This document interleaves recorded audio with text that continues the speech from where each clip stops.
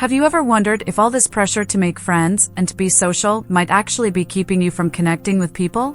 For those living with autism, social life doesn't need to follow these rigid, traditional rules that often lead to discomfort and frustration.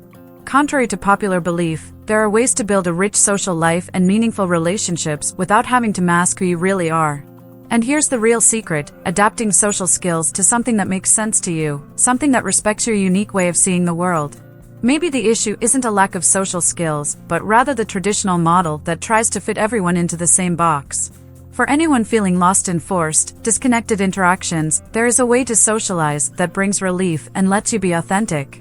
Here, you'll discover that it's possible to have a fulfilling social life without transforming yourself into someone you're not.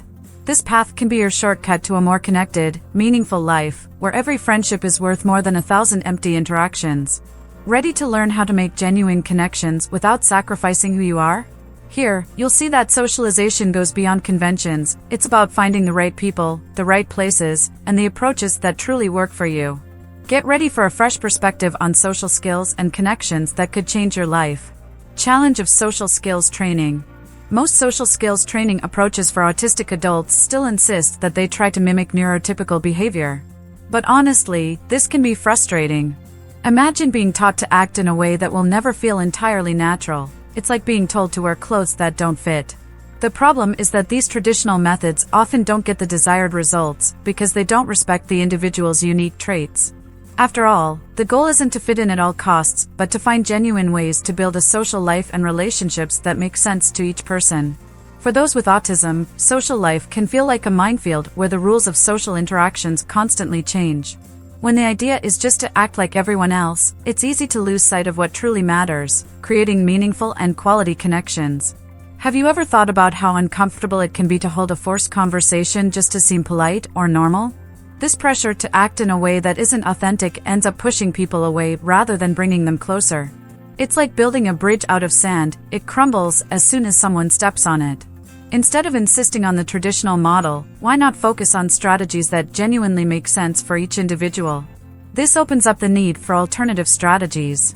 Rather than shaping oneself to please others, perhaps it's more valuable to seek ways of interacting that respect and value one's own traits. This approach opens doors to a journey of self-discovery and exploration of new ways to relate to others. How about considering practices that honor who you are and celebrate your unique view of the world? It's like discovering a map that leads you to the right treasure, not dead ends. This naturally leads us to an important reflection: how can we build a truly meaningful support network? Importance of social networks. Social life for an autistic person can be lonely when stable support networks are lacking. Relying on just one or two people for emotional and social support creates a fragile structure, easily shaken in times of need. Think of a castle supported by a single pillar. One storm is all it takes for everything to collapse. That's why creating a diverse support network is essential, offering stability and the comfort of knowing there are different sources of support. Over time, this network strengthens, providing genuine support in various aspects of life. Building a rich social network takes intentionality, but the benefits are lasting. For an autistic adult, having a circle that understands and respects their needs makes a significant difference in both social life and close relationships. A practical example? Joining groups where people share common interests, like book clubs or hobby groups, can be a great starting point. That way, this network grows naturally, and best of all, without the pressure to fit into standards that don't make sense. Who knows, one day this network could even become a real community, where everyone supports each other. There's something interesting here. This wider social network can also serve as a space for valuable exchanges, learning, and even moments of relaxation. When each person plays a different role, friends to talk to, acquaintances to share activities with, and even mentors for guidance, life gains a new layer of support. Here, it's not about quantity, but diversity and authenticity.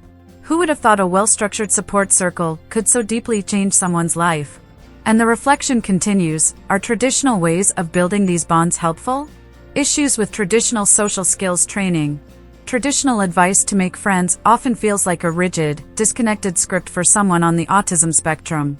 Phrases like be polite, ask questions, and maintain eye contact might seem simple to some, but to many autistic people, these norms sound as artificial as memorizing lines for a play you didn't choose to act in. Attempting to follow these steps can cause discomfort and even push potential friends away, as there's a lack of authenticity in this type of interaction. After all, who really wants a friend who's just following a script rather than being themselves? This approach of acting as expected is often a double-edged sword, with a heavy toll for trying to fit into a standard mold. For someone on the autism spectrum, engaging in forced conversations or superficial interactions can be more exhausting than enjoyable. Picture a social gathering where everyone expects a timely smile and the usual "how are you?" without genuine interest in the answer. These interactions can be more draining than fulfilling, leading many to question the value of certain traditional social advice. Maybe the most important thing is to allow oneself to break away from these expectations and find alternative ways of relating. When the priority becomes authenticity instead of formal etiquette, new paths open up. This shift may seem radical, but it brings a surprising freedom. And with that freedom comes the chance to discover other ways to connect without giving up what feels comfortable and natural. This leads us to wonder, is it possible to make friends without having to hide one's own unique traits? Emphasis on authenticity. Instead of blending in, many autistic people could benefit by embracing their authenticity. Imagine being able to express yourself freely, without the need to mask your unique traits to fit in. When authenticity is prioritized, connections that form are real and not based on appearances. In other words, it's not about pleasing others to be accepted, but about building relationships where each part is valued for what it truly is. This opens a new perspective for anyone who's always felt the pressure to fit into molds that never really made sense. Finding this type of connection is like taking a deep breath after years of anxiety. When a person allows themselves to be who they truly are, they attract people who value and respect that individuality. For someone on the autism spectrum, this might mean participating in conversations without the pressure to follow strict social etiquette or to force reactions. When authenticity guides the interaction, there's room for mutual understanding and less judgment, paving the way for more genuine and lasting experiences. This process of valuing one's own authenticity also inspires confidence because, instead of hiding traits, one begins to express them proudly. This creates an energy that attracts those who genuinely care and are willing to understand. Being authentic is like sending a clear message to the world: this is who I am, and this is how I connect. Each interaction becomes an invitation to find people who truly align. And the question arises, where are the environments where authenticity is genuinely celebrated? Identifying compatible social environments. To build meaningful relationships, it's crucial that autistic people find environments where their unique traits are welcome. This might mean seeking groups where specific interests are valued and people share similar passions. Imagine someone who loves astronomy. Finding a stargazing club or a science study group could be the perfect setting to form genuine bonds. When interactions happen in compatible environments, discomfort fades and connections become more natural because everyone shares the same enthusiasm. Moreover, these environments offer a safe and comfortable space to be oneself. In a setting where hobbies and interests are the focus, traditional social norms take a backseat, allowing people to connect in a more authentic way. For an autistic person, this means less worry about complex social rules and more freedom to express themselves. Sharing experiences becomes more relaxed, and often, the start of a meaningful relationship is as simple as "you like this too?" These compatible social circles act as a refuge, where everyone feels part of something bigger without having to force interactions. It's like finding a small tribe where each person understands and values the other for who they are, not for who they're supposed to be. Being surrounded by people with similar interests makes socializing a pleasant and enriching experience. And the journey continues. After identifying these environments, it's important to define the type of relationship one truly wants to cultivate. Setting goals for social connections. To build a satisfying social life, it's essential to define the type of relationship you want. For someone on the autism spectrum, quality often matters more than quantity. Having a network of people who genuinely care is far more valuable than collecting superficial contacts. Imagine setting a goal to have 1 or 2 friends you can really count on. This kind of genuine connection is like an anchor, providing stability and security in tough times. Clear goals also help avoid situations that bring more stress than satisfaction. By understanding what's sought, whether it's a small circle of close friends or just acquaintances to share interests with, it's possible to create a more straightforward path to find the right people. For someone with autism, this strategy acts as a guide that organizes and simplifies the socialization process, avoiding unrealistic expectations or unnecessary pressures. Having well-defined goals is like drawing a map for the social life you really want. This not only saves energy but also avoids frustrations when trying to build relationships that don't align with actual needs. With a goal in mind, interactions become more meaningful, and every friendship that emerges holds a special value. And once these goals are set, the question arises, how can these intentions be put into practice by finding specific environments and situations? Strategic socialization. To genuinely strengthen relationships, strategic socialization is essential, especially for those with autism. This means choosing environments where interactions feel natural and focus on common interests. Small groups or themed gatherings are excellent options, offering a more welcoming and less chaotic space. Imagine attending a book club meeting or a gaming group. These are contexts where conversations flow organically, without the pressure to fit rigid social conventions. This strategic approach makes each interaction richer, providing the chance for deeper connections.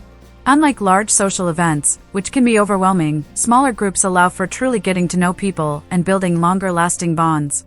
For someone on the autism spectrum, this environment reduces stress as participants focus on specific activities, making communication easier and minimizing misunderstandings. It's a scenario where being yourself is enough, and that's liberating. This type of socialization turns the search for friends and acquaintances into a pleasant experience rather than an exhausting one. When you find a setting where people gather for genuine interests, there's no need to mask or force friendliness. The process flows, and each new relationship has a better chance of being authentic and meaningful. And so, a strategically built social life becomes like a safe web of support and friendship, where the pursuit of genuine connections turns into a natural, ongoing journey.